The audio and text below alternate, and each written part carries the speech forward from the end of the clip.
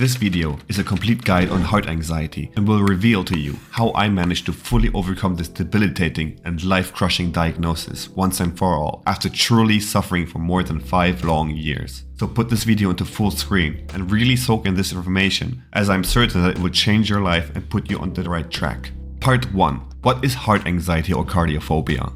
People who deal with anxiety issues will often feel and experience symptoms around their heart, and these can get so intense and terrifying that they intensely grab a hold of your life. You end up being absolutely consumed by these symptoms and develop a true phobia around everything concerning your heart. The worst part of this phobia is that it's not something that you can somehow magically avoid, but you carry around you 24/7, pretty much setting you up for a life full of triggers, tremendous anxiety that can feel like you're just on the brink of a panic attack all day long, with an almost unlimited amount of panic attacks throughout the day, eventually completely isolating you from the outside world. Part 2. The symptoms. Starting from the first panic attack and the first occurrence of an apparently heart-related symptom, people with heart anxiety genuinely believe that something is wrong with their heart, and so they develop the habit or compulsion to obsessively listen in and try to detect the slightest sign that could pinpoint an issue with the heart. The most common symptoms of cardiophobia are heart palpitations, a pounding heart, increased heart rate, high blood pressure, chest tightness, dizziness, left arm pain, numbness on the left side, breathlessness, jaw pain and headaches, fear of impending doom, and so many more. Especially after suffering for a longer period of time, these symptoms can get very specific. Part 3. How it begins. 99% of people dealing with heart anxiety have never even heard of the term before, and so when it all started, they had no idea what was to come. For most of us, it often felt like the symptoms came out of the blue and with no real logical reason. And so the conclusion automatically is a heart issue, because we all know that these mostly happen without a warning sign. The truth is that cardiophobia most often is developed following a panic or anxiety attack. We might have had multiple stressful events that built up so much subconscious stress that we have reached an overwhelm point, which eventually triggered the attack, or had one large spike of stress that brought us over the edge. In both scenarios, we have triggered our ancient threat response, the fight or flight response. We have flooded our body with so much stress that we are in a state that is convinced that there is a threat somewhere out there. But as there is nothing obvious around us that could remotely explain the physical and mental reactions we are experiencing, the mind now is locked in on the symptoms themselves that are actually put in place to keep us safe. It is the symptoms that are now cause for alarm, and we have no way to escape this threat, and so are forced to ride up the wave of fear and distress until it peaks in an intense panic attack, only to somewhat come back down to a state that is still incredibly worried that it does not take much extra stress to sweep us right back into the next attack. Part 4. The accelerated decline. It is this experience that has us convinced that we are dealing with heart issues, and to make sure that we are doing everything we can to keep us safe and alive, we seek out medical advice and assurance in the hopes to prevent something disastrous from happening. The problem is that no matter what the doctors say or the tests show, the stressed mind will still have that deep worry in the back of the head that something might have been missed or that we didn't ask the right questions. And so we end up on an endless cycle of getting to the bottom of it all. We get the test, it comes back clear, but shortly after, our tensed up and stressed body produces another symptom.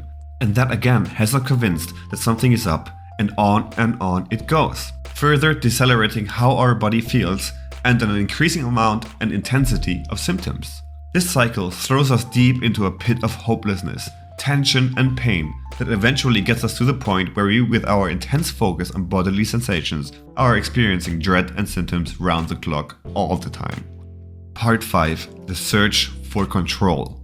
After weeks or even months of being torn through the cycle, we somewhat deep back in our head might consider the possibility that it is anxiety that is causing us all these symptoms. And so we try to fix the symptoms and seek out reassurance that what we are experiencing can actually be from anxiety. We might think something like, if I just know 100% that this symptom can actually be from anxiety and that others have experienced the same exact things, then I can finally put it to rest and move on with life.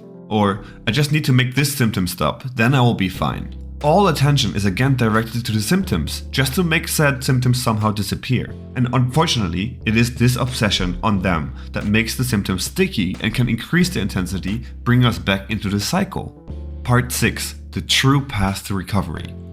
You probably already heard the term acceptance when it comes to anxiety recovery, and that accepting all mental and physical symptoms and just letting them be there without the need to make them stop is the true key to recovery. And I agree, but I can tell from my experience that so many of us go on about it the wrong way. We kind of have this picture in our mind that acceptance is a tool that we can train and it will make all the symptoms stop right there and then. We believe that our brain can be trained to be so strong that if we just accept our state, that our body will let go of all the symptoms and we can move straight on with our life.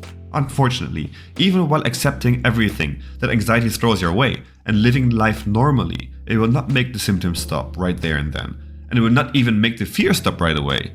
Even if you practice acceptance, you will still experience symptoms, and you cannot use it as a tool to tackle symptoms, but it will simply give your body and mind enough time to calm down your nerves so that eventually it can disappear.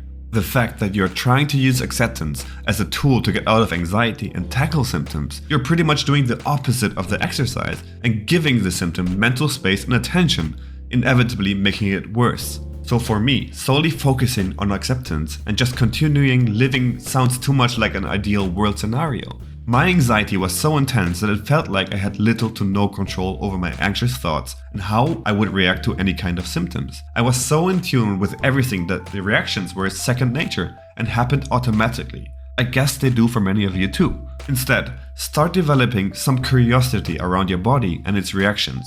Don't listen in and simply somewhat passively see what is happening, but take some time out of the day to feel how your body is responding. Realize how you might cringe from the thought of feeling a certain symptom and ask yourself why and what is happening. Explain to yourself how this reaction can happen. You get the idea. Be curious of the fear itself and sort of develop a mental step back where you can really explain yourself through the anxiety process.